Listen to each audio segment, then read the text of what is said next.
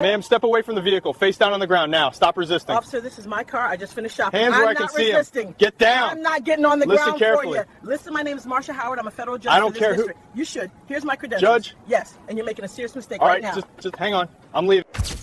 Ma'am, get on the ground now. That command echoed across a grocery store parking lot as a white officer closed in on a woman twice his age. She didn't raise her voice. She didn't move aggressively. She simply said, "Officer, I am Judge Marlene Carter, and you need to stop." He didn't. And that decision would soon cost the city $675,000 and its reputation. Before we go any further, comment where in the world you are watching from and make sure to subscribe because tomorrow's story is one you don't want to miss. The officer's name was Evan Rourke, a 34-year-old patrolman who had been with the department for 7 years. His personnel file, though not widely known yet, contained 3 complaints tied to escalated encounters with minority residents. Nothing severe enough to get him suspended, but enough to show a pattern. Enough that some of his fellow officers rolled their eyes when they heard dispatch send him to calls involving suspicious persons. Tonight he wasn't responding to any real crime. He was responding to a gut feeling, one that had failed him before. Rourke first spotted the woman while driving through the parking lot. She looked composed, deliberate, placing her bags into the trunk one at a time, a soft hum escaping her lips like someone simply finishing a long day. It should have been unremarkable, but what caught his eye wasn't what she was doing, it was what he assumed she was doing. In his mind, she was reaching too quickly, glancing around too often, fumbling with something in her purse. The story he built in his head moved faster than the truth unfolding right in front of him. Judge Marlene Carter, 52, had no idea she was being watched. After 26 years in the federal judiciary, 15 of those as a sitting judge, she had grown used to tension inside the courtroom, not outside it. She had presided over racketeering trials, corruption cases, civil rights disputes. She had been praised for her toughness and her restraint. And today, after finishing a late review session, she stopped by the store for something simple: milk, fruit, and the comfort of a quiet evening drive home. She closed the trunk gently. It clicked.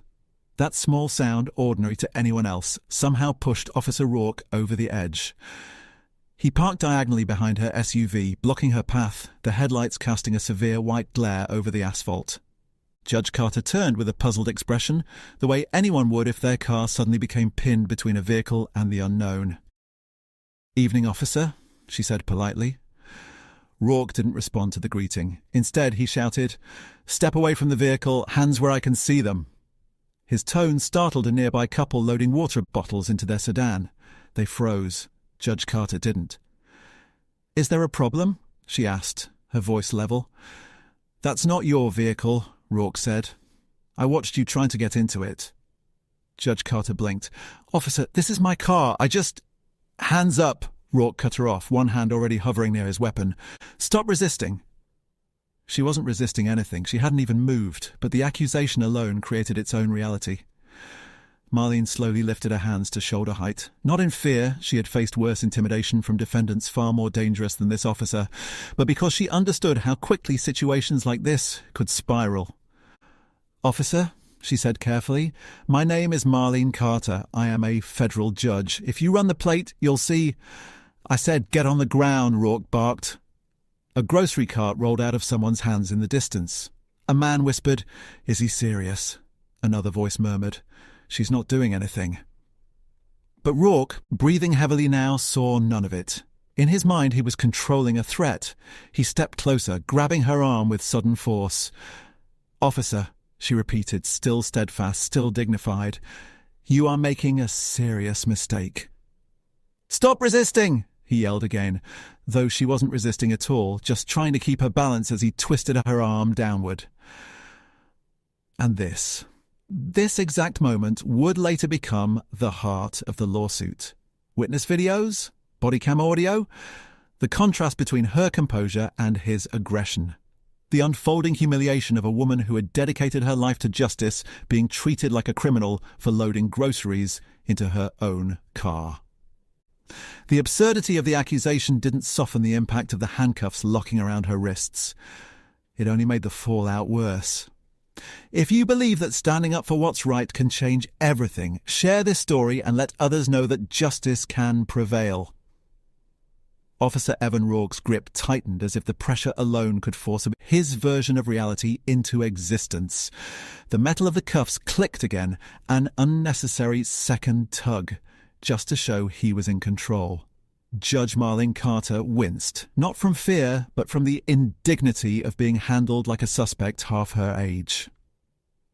The witnesses had grown from a couple of startled bystanders into a small semicircle of phones held high, screens glowing in the dusk. Their whispers travelled across the pavement like a current. Why is he doing that? She didn't even move. Isn't that Judge Carter? I think that's her. Rourke heard none of it. Or maybe heard all of it and doubled down anyway. Sometimes pride, not protocol, drives the next bad decision. Walk to the front of the vehicle, he ordered, pushing her forward.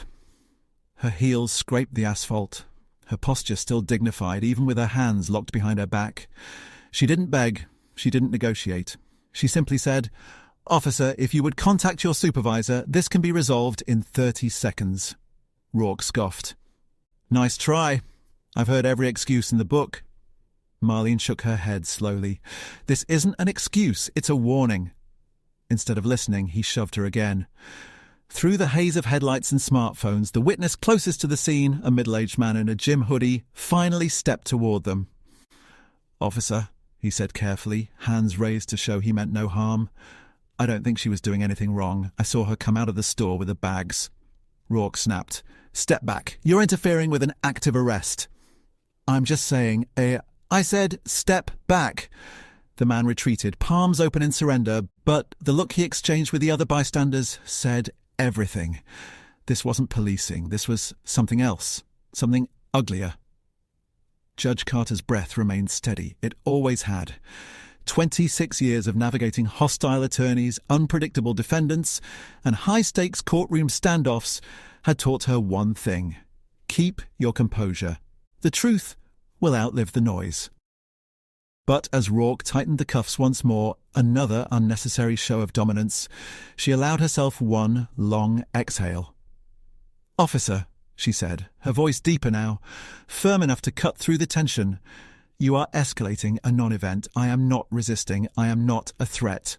And I am telling you, respectfully, that this will not end the way you think." Rourke leaned closer, his breath sharp with adrenaline. "Lady, I don't care who you claim you are. You're going to jail tonight." Marlene closed her eyes for half a second. "You keep saying that as though saying it will make it true." He yanked her forward. A collective gasp swept through the witnesses, but the moment he reached for his radio, ready to announce that he had one non-compliant female in custody, the sound of another cruiser turning sharply into the lot cut through the scene. Tires screeched. Blue lights rolled across the storefronts. Back up. Two officers stepped out, one younger, one older, both confused by the sight of a calm, cuffed woman pressed against her own SUV. The older officer, Sergeant Linda Hall, approached first. Her brow furrowed. "Evan, what is this?" Rourke straightened like a kid caught doing something he shouldn't. Suspicious activity, possible auto theft. She refused commands. Sergeant Hall studied Judge Carter's face. Recognition dawned instantly. "Oh my God," she whispered under her breath. "Judge Carter." Rourke stiffened. "Judge what? She's not a judge. She—" Marlene lifted her chin. "Good evening, Sergeant Hall." Hall's face drained of colour. "Ma'am, should you even be in cuffs?" "No," Marlene said simply. Rourke's jaw dropped. "Wait, hold on. You're telling me she's actually—" Sergeant Hall didn't answer him. She rushed to uncuff Judge Carter, apologising under her breath. "Ma'am, I'm so sorry. I'm so sorry. This shouldn't have—" Rourke tried to salvage himself. "She wasn't cooperating. She didn't follow commands." The witnesses erupted. "She did. She wasn't doing anything wrong. You escalated it." Phones were pointed at him from every angle. Sergeant Hall turned sharply toward him. "Evan, get back to your car." "But now." Judge Carter rubbed her wrists where the metal had left faint marks. Her voice remained calm, but the steely edge underneath it made even the bystanders quiet down. "Sergeant," she said, Would you like to run the plate? Or would you prefer to continue accepting Officer Rourke's version of events? Hall didn't even bother checking. She already knew. Ma'am, please, let's talk inside the cruiser, somewhere private. No, Marlene said. Out here is fine. A heavier silence fell across the lot. A public humiliation was unfolding, but not the one Rourke had intended. Judge Carter turned slightly, just enough that her voice carried to every witness, every phone, and, most importantly, the officer who had misjudged her from the moment he saw her. You shoved a federal judge, she said quietly. You ignored identification, you ignored witnesses, you ignored your training, and you lied about resisting. Rourke's face flushed a furious red. This is going to internal affairs, Sergeant Hall muttered. Judge Carter shook her head once. No, this is going beyond internal affairs. And in that moment, before the lawsuit, before the headlines, before the settlement that would rock the city, every person standing there understood this wasn't over. It was just beginning. If you believe that calling out injustice is the first step toward accountability, share this story and let others know that the truth matters. The police station smelled of old coffee, fluorescent lights, and paperwork that had been signed in a hurry. But when Judge Marlene Carter stepped through the front doors with Sergeant Hall beside her, the entire room shifted. Officers paused mid-sentence. A few stood straighter. A couple recognized her immediately and whispered her name like it didn't belong in a precinct lobby. At least, not like this. Rourke walked in several paces behind them, stiff and defensive, as though clinging to the last threads of a narrative that was already falling apart in his hands. Sergeant Hall gestured toward a small conference room. Ma'am, please, let's talk inside. But Judge Carter didn't move. She stood firmly in the middle of the lobby where every officer could see her wrists still marked from the cuffs and the deep, disappointed calm in her eyes. Her voice was controlled, but its strength carried across the room. I'll speak right here. Rourke exhaled sharply, muttering, This is ridiculous. Hall shot him a warning glare. A younger officer behind the front desk whispered to another, Rourke arrested a federal judge. The other officer didn't whisper back. He's finished. Rourke's jaw tightened. She didn't identify herself until... Judge Carter turned to him. Officer Rourke, I identified myself twice. You told me, and I quote, I don't care who you say you are. A few officers exchanged looks. That line alone said everything. Hall swallowed, bracing herself. Ma'am, what would you like to do next? Judge Carter surveyed the room. These were supposed to be professionals, trained protectors. But what she saw in some eyes wasn't professionalism. It was fear. Not of her, but of what her presence meant. Accountability. I want a written incident report, she said. I want the Bodycam footage preserved, and I want the name of the watch commander. Rourke stepped forward and desperate now. Ma'am, Judge Carter, listen. I thought you were stealing the vehicle. Your behaviour was... My behaviour, she said quietly. Officer, I was loading groceries. He opened his mouth, closed it again. No explanations sounded right. Not anymore. The watch commander, Captain Avery, emerged from his office, adjusting his uniform as he had approached. He was older, seasoned, and the moment his eyes landed on Judge Carter, he froze. Judge Carter, I was not informed you were here. Rourke snapped. She's blowing this out of proportion. Captain Avery turned slowly toward him. Officer Rourke, my office, now. I'm not... Now. Rourke hesitated only a moment before storming past them toward Avery's office. The door closed behind them with a thud that echoed across the lobby. Through the glass partition, officers pretended not to watch, but everyone could see Captain Avery's gestures, sharp, stunned, furious. Rourke kept shaking his head, pacing, then stopping, then pacing again. It looked less like a defence and more like a man watching his career unravel in real time. Meanwhile, Hall guided Judge Carter toward a chair, but she didn't sit. Sergeant, Marlene said calmly, your department needs training, not slogans, not posters, training, real training. Hall lowered her eyes. You're right, and I'm sorry you had to be the one to prove it. But Judge Carter shook her head. I'm not the one who paid the price tonight. She motioned toward the window, where a line of officers avoided making eye contact with them. Your department did. Hall looked up, confused. What do you mean, ma'am? Judge Carter's voice softened, but the weight of her words settled heavily over the room. There will be consequences, not out of anger, but necessity. If someone without my experience, without my voice, had been treated this way, they might not have walked away. Hall felt that truth hit her like a blow. She nodded. I understand. A long moment passed before Captain Avery finally stepped out of his office. His expression was tight, controlled, but his eyes said everything. Judge Carter, he said, I'd like to personally apologize on behalf of this department. You'll have to put that apology in writing, she answered gently. You'll also have to answer for why an innocent woman was thrown against her own vehicle. Avery nodded once, an acknowledgement, not an agreement. I will cooperate with whatever review comes next, he said. Good, she replied, because I'm filing a formal complaint and a civil claim. Even the officers who had tried to avoid watching now looked straight at her. Rourke stood behind Avery, red-faced and furious, but silent, completely silent. His badge seemed heavier on his chest. Judge Carter stepped forward, retrieving her purse from the counter where it had been placed earlier. One day, she told Rourke quietly, you may understand what this moment could have taught you, but the city will learn first. She walked toward the exit. No one stopped her. No one spoke. The lobby remained frozen in place until the door clicked shut behind her. And as she crossed the parking lot, the cool night air brushing against her wrists, she knew the next steps would no longer be between her and one rogue officer.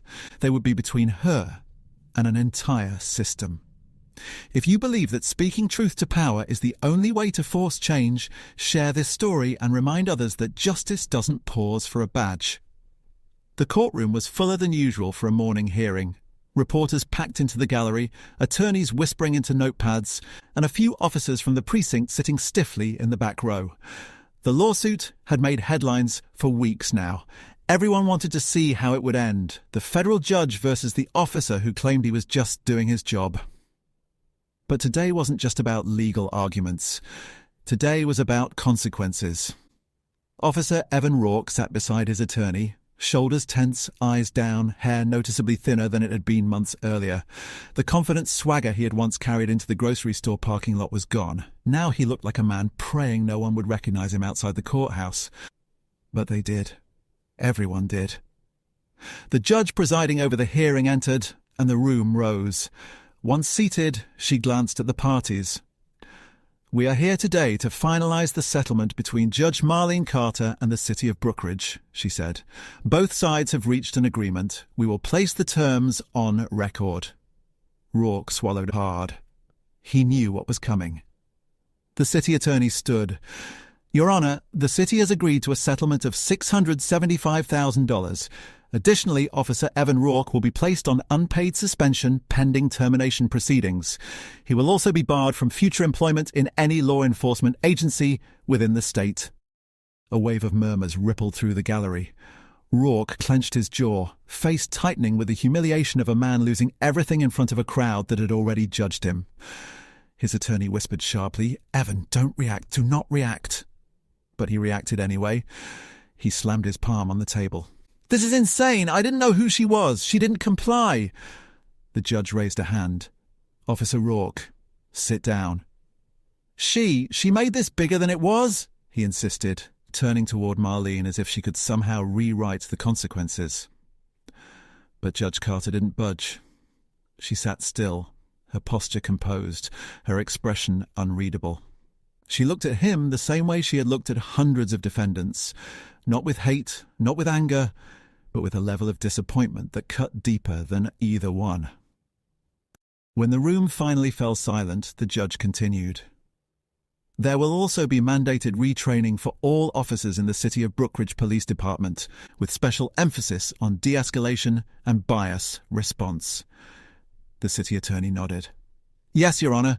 Training will begin next month. The judge turned to Marlene. Judge Carter, would you like to make a statement for the record? Marlene rose calmly. She didn't look at the cameras. She didn't look at the crowd. She looked directly at Rourke. When you arrested me, she said softly, I wasn't angry, I was saddened. Saddened that someone with your authority saw a threat where there was none. Saddened that a woman loading groceries was treated like a criminal. Saddened that your first instinct was force, not reason. Rourke shifted uncomfortably. You didn't just ignore my words, Marlene continued. You ignored your training, you ignored witnesses, you ignored humanity, and that is why today is necessary. Her voice sharpened, still calm, still measured, but carrying enough weight to silence every breath in the room. This case was never about who I am. It's about who I could have been. If I were not a judge, if I were not known, this story would have ended differently, and that is a truth this city cannot afford to ignore. Rourke lowered his head, unable to maintain eye contact. Marlene took one final breath. I do not take joy in your downfall, Officer Rourke, but accountability is not supposed to be pleasant. It is supposed to prevent the next tragedy. She sat down. The courtroom was silent, completely, heavily silent. Rourke's attorney tried to whisper something to him, but he wasn't listening. His eyes were glassy now, fixed on his own hands, as though realizing that everything, his badge, his authority, his career, had slipped through his fingers the moment he decided a black woman didn't deserve the same basic respect as anyone else. When the judge dismissed the hearing, reporters surged forward. Cameras flashed, microphones stretched across the aisle. But Marlene didn't stop. She walked past them with the same dignity she'd had the night of the arrest. Chin high, steps measured, strength intact. Rourke watched her leave, his life shattered in a way he never imagined possible. The man who once barked orders in a grocery store parking lot sat frozen, swallowed by the humiliation of losing everything in a single moment of arrogance. As the courtroom emptied, one of the officers from the precinct approached him quietly, almost gently. "Evan, you did this to yourself." And for the first time, Rourke had no response. Outside, Judge Carter stepped into the sunlight, free, unbroken, and unafraid, while the city she served took its first real step towards accountability. If you believe that power without restraint endangers everyone, share this story and remind others that justice begins with consequences.